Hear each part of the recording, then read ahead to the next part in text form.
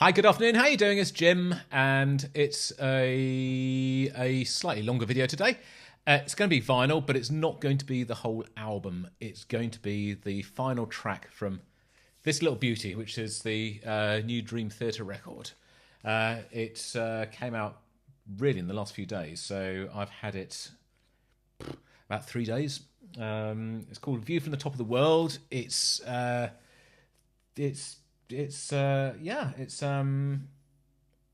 don't know really what else to say about it. It is the brand new Dream Theater record. It's a beast. There's 7 songs on here, and the final song we're going to listen to, which is the title track, A View from the Top of the World, is about 20 minutes. So it's going into that sort of usual epic Dream Theater realm. It's just show you the record itself. It's a rather lovely thing. I love this art. I think this artwork is absolutely fantastic.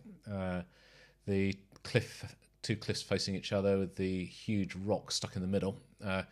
And on top of it is a little teeny tiny, looks like a microphone. I'm not entirely sure what it is exactly. But and then you've got a big pair of boots on one side. You can know they're a big pair because there's a little man standing on top of the toes. And then what have you got over here? Oh, various other bits and pieces. You've got a bird flying, you've got waterfalls. It's just a lovely record. And then a cityscape in the background down there where the bird is flying through. And then the back is a similar thing, so it's a slightly different angle of the boot. So it's not a little man standing on the tool, it's a child. I just realised. A little teeny tiny child. Without taking up too much time, I suppose we will get on with this, shouldn't we? This is A View from the Top of the World by Dream Theater.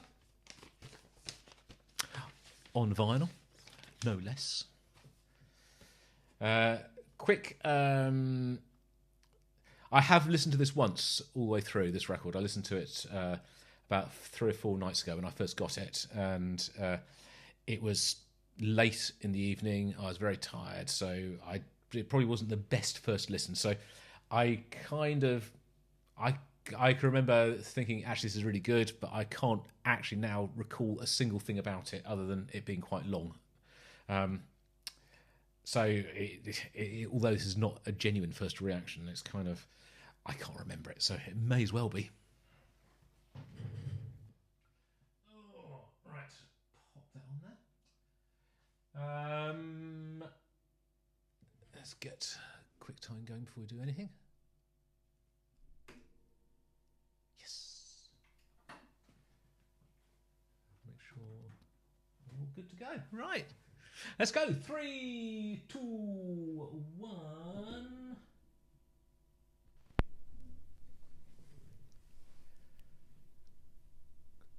No crackle.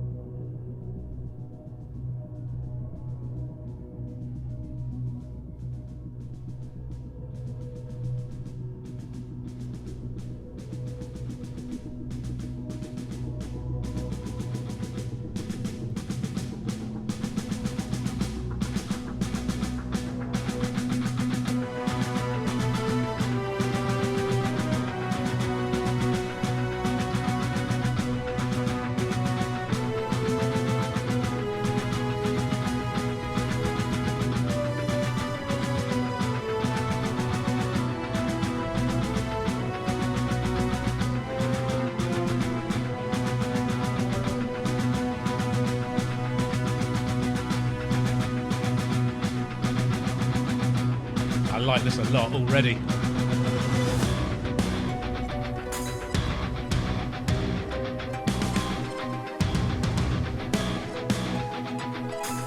That reminds me so much of the end of what's it called? Singularity from Empath by Devon Townsend. You listen to the end of that track. It's got that exact sound of bow, bow, bow, bow, bow, bow.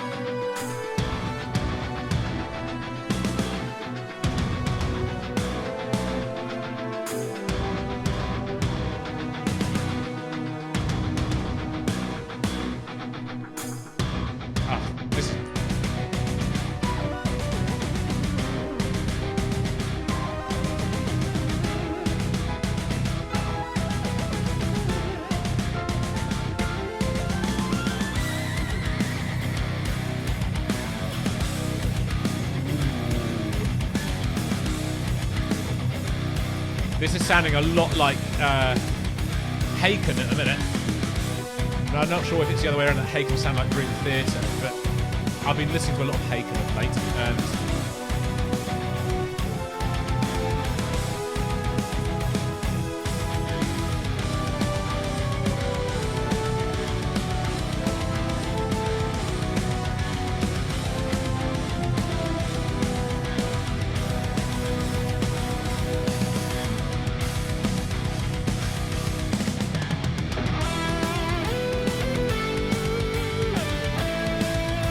Mr. Petrucci.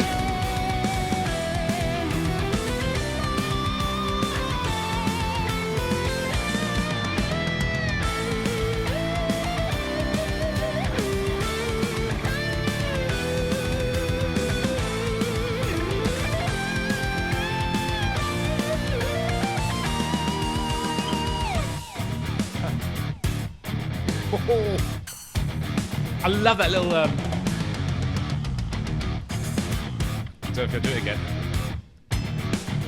Little chime cymbal, splash cymbal. Fire that burns within us to carry out a dream, chasing new ambitions, determined to succeed, to stretch beyond our limits, to blaze a brand new trail, bold enough to conquer, brave enough to fail.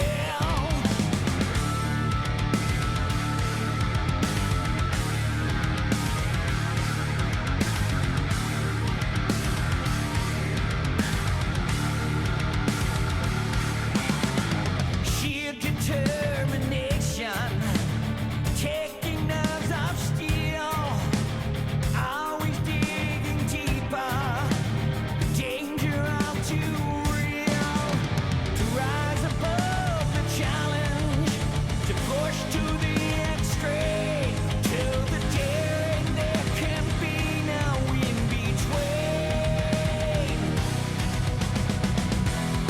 See, I feel from the top of the world, take a ride on the crash of a wave, the adrenaline rush over and over again. See, I feel from the top of the world.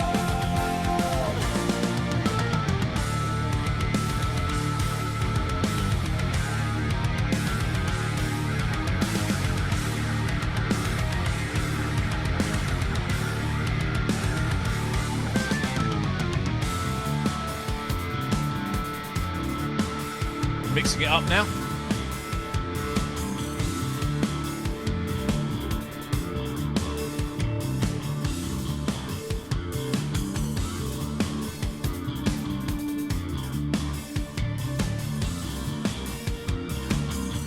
John Mayong's bass sound is amazing there.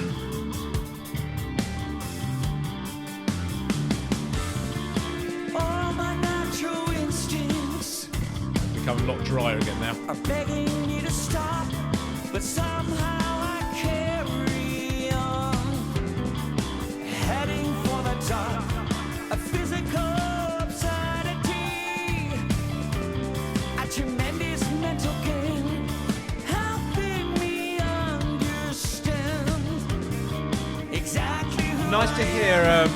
actual piano sounds rather than some of the crazy, cheesy, I might say, sounds that Jordan Rudess often uses on the keyboards. Addicted to the pain, reaching for the summit,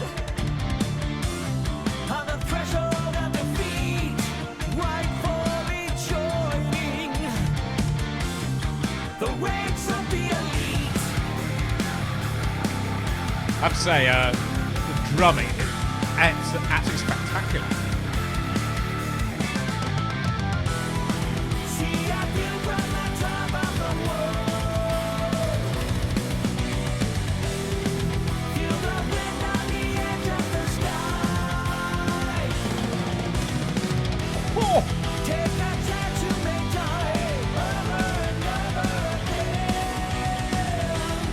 See, I feel from the top of the world.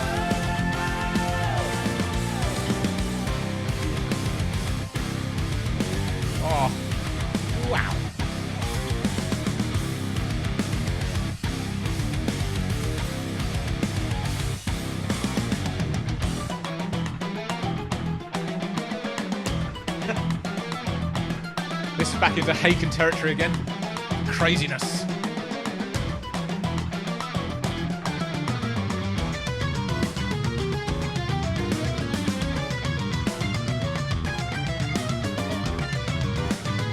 I love this sort of quirky stuff that Haken do a lot of, and I think Dream Theater do as well. It's so interesting.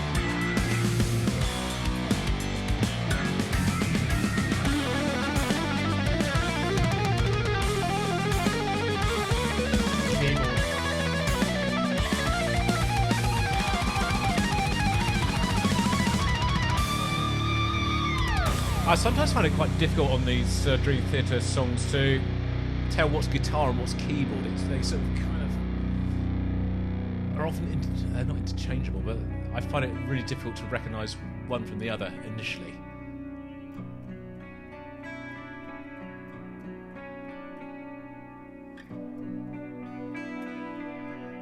Yeah, this is a great song so far.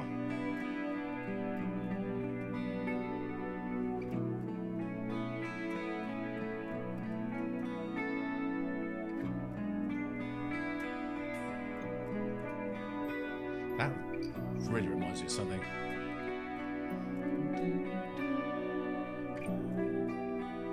That's gone now.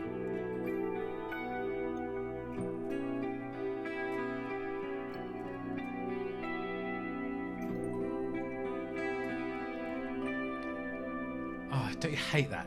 A sort of fleeting split second of something reminds you of something, and it doesn't repeat it. It doesn't go back to. I've lost it now. That's going to drive me nuts.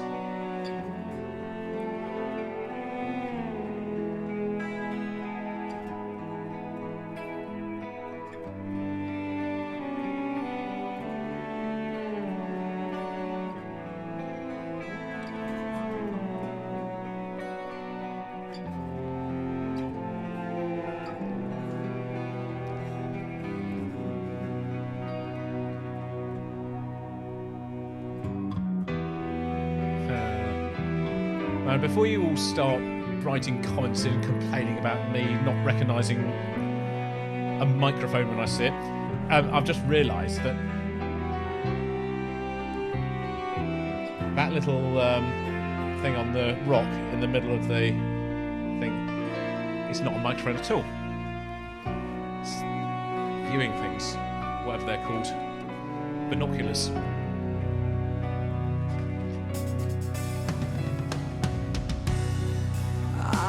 Begin the blind descent. Ties in, doesn't it? A view from the top of the To world. a place no one has seen. I really am so dense sometimes. Returning to the womb on the fringe of the unknown. A journey into darkness beckons me.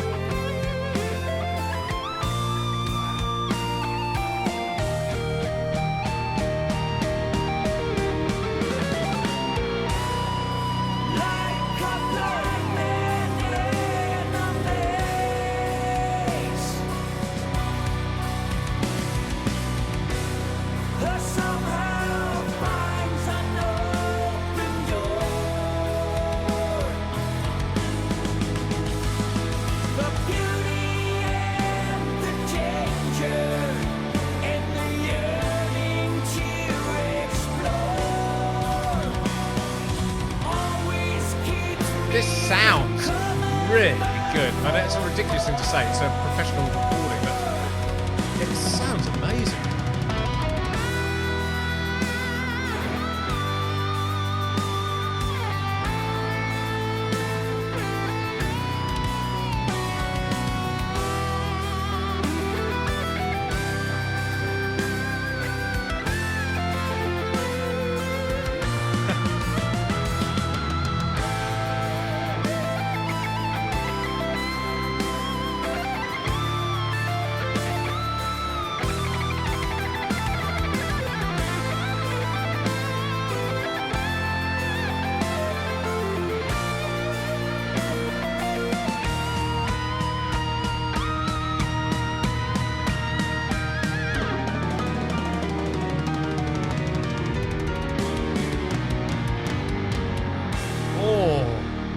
A real sort of Rachmaninoff-y piano. That was so cool. Oh, hello. Mr. Mangini, we've been expecting you. Thank you.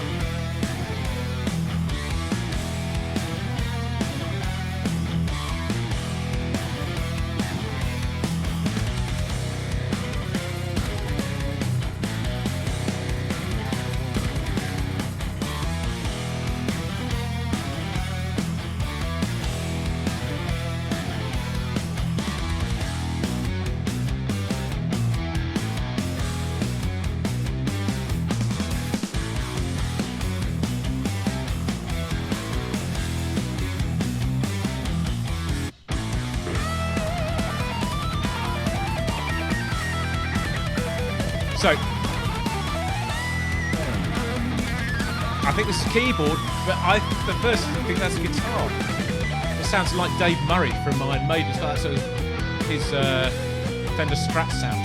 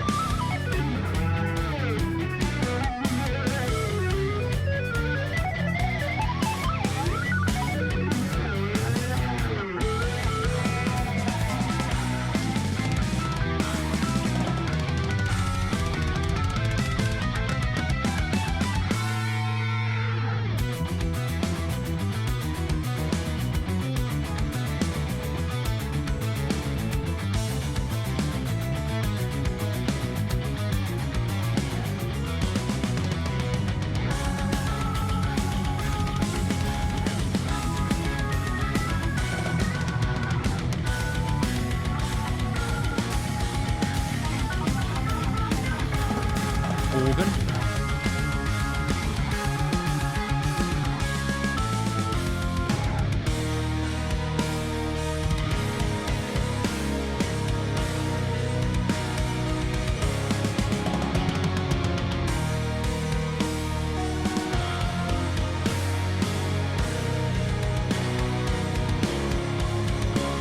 The moment that you recognize just where your limits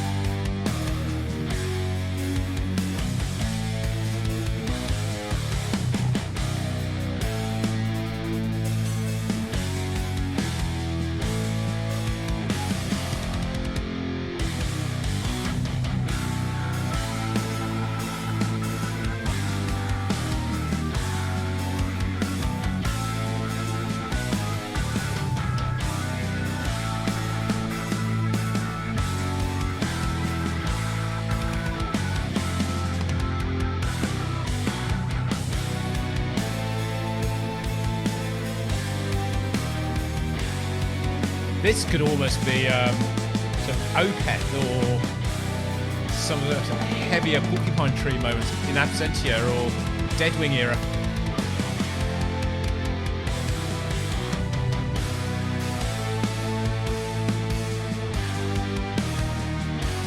Yeah, I like that a lot.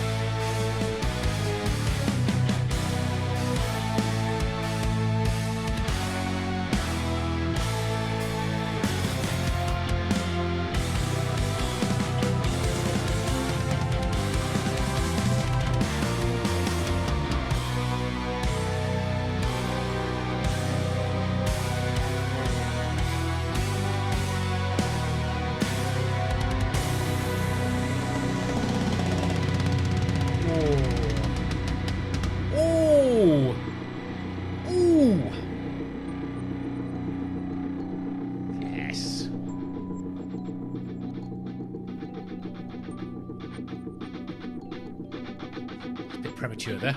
Thought it had finished. Yeah, not finished.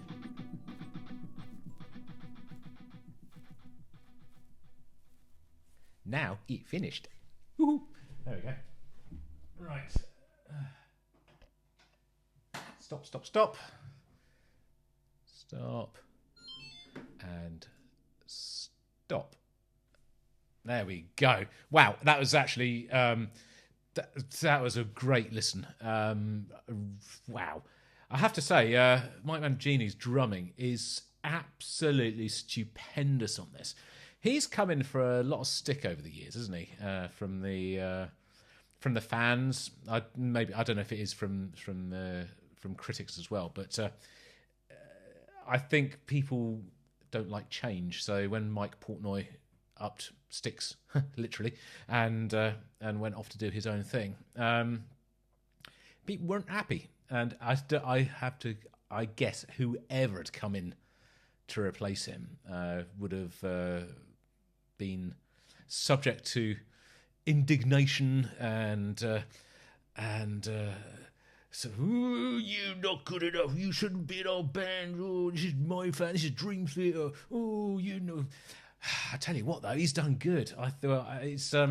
I've not listened to a lot of the more modern Dream Theater. It has to be said, but on the strength of this, I have to say he's. I don't know what people are complaining about. He's doing a bloody brilliant job. It's absolutely amazing.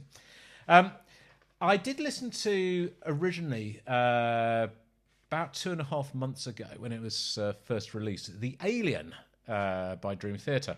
So I think that was was that the lead single or the second one? I think it might have been the first single off this album. Or the first, it's hardly a single, is it? Like coming in at 10 minutes, but the first release from this album, and it was okay, but I kind of just felt it was just treading water, doing the same old thing, walking over the same ground again that Dream Theater has always done, which is fair enough. It's what they do. They're very good at it. But this, I felt, although not a significant shift away from their sound, this was a really, really. It's a great song. It's a really, really good song. It just works. I love the more organic sound of a lot of the keyboard stuff on here. I think in the past, I think one of the things which I've never sort of disliked Dream Theater, so don't get me wrong, but one of the things I find difficult about listening to them a lot is the keyboard. It kind of sounds almost like it's a I don't know if it's just like Jordan Rudess uses the go-to meant to sound impressive patches loaded by Roland and by Korg and whoever it is on their synths, because they are meant to sound amazing. It just ends up sounding like a sort of a 1990s Sega RPG game, and it's just I don't hate me that, because I don't dislike Dream Theater, but I just find sometimes the sounds that he uses are a bit cheesy. Let's put it that way. And on this particular song, and I can't remember, as I say, I listened to it when it was late and I was quite tired. So I don't remember much of it. I just remember thinking, actually, this is a lot better than I thought it was going to be. But yeah, I prefer a lot of the organic sounds he's using on here. Organs, pianos. There's a lot of orchestra sounds in there, whether that's him or whether that is an orchestra as well, I don't know. But yeah, a lot of orchestral sounds. But when he does start soloing, it's sounding good. It's a balanced sound. In fact, it was so almost indistinguishable from a guitar. There's one point I said it sounded like Dave Murray's signature guitar tone. You know, the one of the guitarists from Iron Maiden. It's got that beautiful round. I don't even know how to describe it. It's a round, warm lead guitar sound, and it's almost unique to him, and I just love it. And that keyboard sounded a little bit like that. James LeBray's singing was not offensive. It was perfectly good. He does what he needs to do for the band, and it's just it all works together as one sort of homogenous whole. The guitar playing is just phenomenal. John Petrucci's a brilliant guitar player.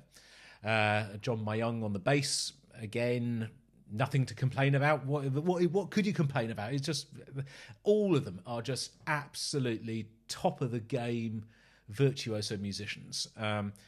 And I felt on here they were playing more for the song, even though it was long, rather than just to show off and because they could.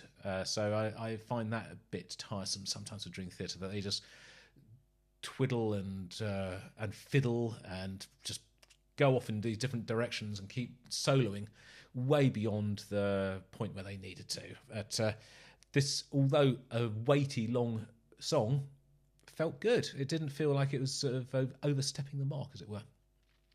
And I've already said about Mike Mangini, his drumming is sensational on here. It's absolutely sensational. I can't fault it. As if I'm in any position to fault any of it at all anyway. But no, overall it's a cracking listen. I think this is a really, really good song. And from what I can remember, I think this is a really, really good album. So if you like the sound of that and you want to explore, go and get it. It's a goodie. They've now moved over onto Inside Out, which is the record label that seems to be doing almost all the modern music that I like. For whatever, I don't know why, but sort of I'd say 70% of it is coming out on Inside Out Records. So they've almost cornered the market with this sort of interesting, progressive sound. Right. Yeah, so I did also mention about this as well. So, really, obviously, that was what's on top of the rock, which is I don't know what you call them. They're binoculars, but they're sort of like viewers you have on the tops of viewing platforms and tops of high buildings and stuff, so you look down. So that's exactly what it is. It's not a microphone at all. I don't know what I'm talking about, do I? Right, I'm going to leave it there. It's a run on and on and on. This is a lengthy video. And I'll see you guys on the next video whenever and whatever that is. And until then, it's Jim over and out.